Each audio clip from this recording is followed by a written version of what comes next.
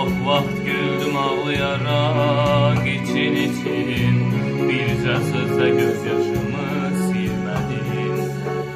Soyuqluğun buz olanda yanağımda, nəfəsində başqasını isitmişsən.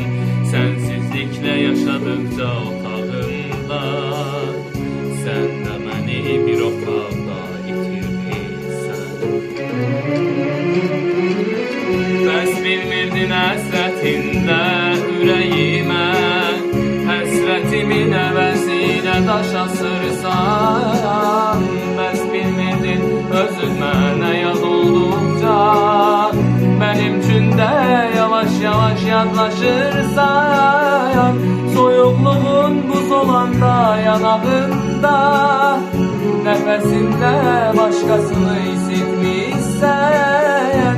Sensizliklə yaşadıqca otağımda, sən də məni bir otağa itirmişsən.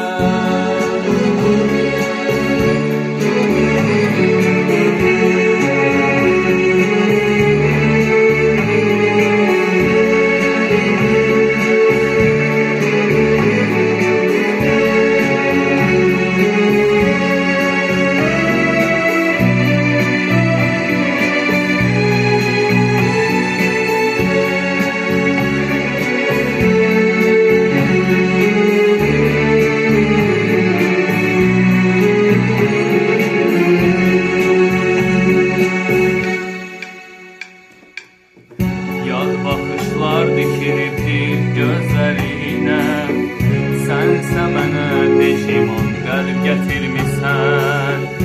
Necə verim sabahımı, necə sənə, sən ki mənim dünənimi bitirmişsən. Nə deyim, nə bir umandır mənim üçün, heç xəbərin olub bu devrəyimdən. Damla kimi yaşadıqca özgə qəlbdə, gözlərimdən damla damla süzülürsən.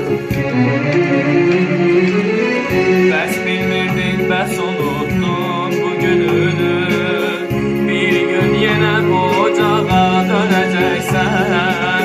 Bəs bilmirdin, dodaqlarda yalışanda, mənim üçün də ürəyimdə sönəcəksən. Nə deyim, nə günahını qaytar mənə, ürəyimdə yanar bir ot söndürmüşsən.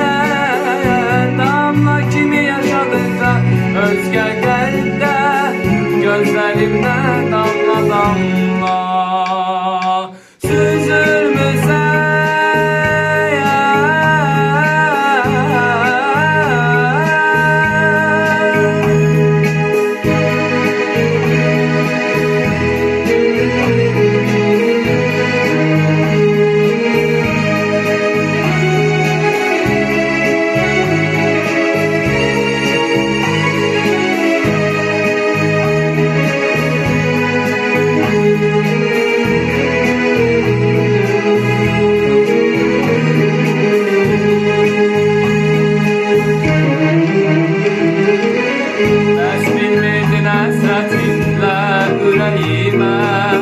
Həsrətinin əvəzinə daş asırsan.